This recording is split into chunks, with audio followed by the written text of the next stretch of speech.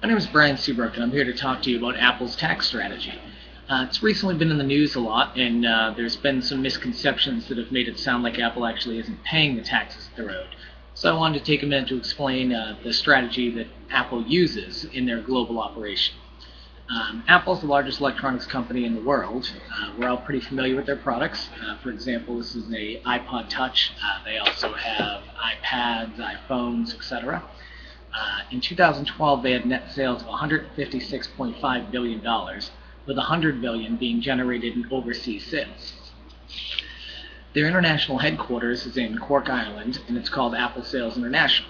It is not a U.S. company, and it doesn't pay U.S. corporate taxes. It doesn't pay U.S. corporate taxes because it's legally separated into two separate businesses, one that operates in the United States and one that operates outside of the United States.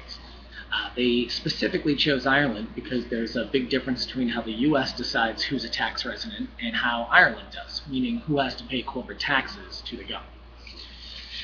Apple Sales International is incorporated in Ireland, but is managed and controlled from California, which is what creates the tax loophole that actually allows them to pay no corporate taxes to either government. This has allowed them to save about $74 billion since 2009. My information comes from Apple's annual reports, Fox Business, Reuters, and CNBC News. Let's examine the first step in Apple's tax strategy. They're legally separated into Apple Inc., which operates in the U.S., and Apple Sales International, which operates outside of the United States. Apple Sales International handles all sales outside of the United States and doesn't have to pay U.S. taxes on them because they're incorporated in Ireland. This unit accounts for about 60% of Apple Corporation's annual sales. Because it's not in the United States, it doesn't have to pay taxes, even though its parent company is an American firm. Now let's take a look at why Apple organizes the company this way. The US and Ireland have very different ways of deciding who's a tax resident and who isn't. In the United States, a company is a tax resident and has to pay taxes to the US if they're incorporated within the United States. However, in Ireland, a company only has to pay corporate taxes if they're managed and controlled from within Ireland.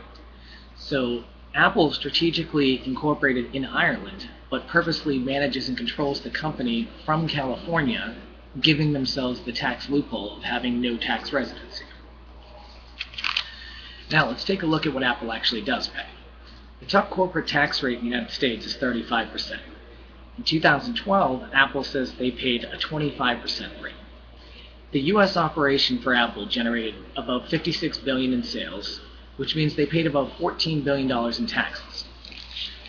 Apple Sales International technically is tax exempt because they have no tax residency, but they did agree to pay a 2% corporate tax rate to the Irish government. This unit generated about $100 billion worth of sales for Apple and only had to pay about $2 billion in taxes. So let's summarize.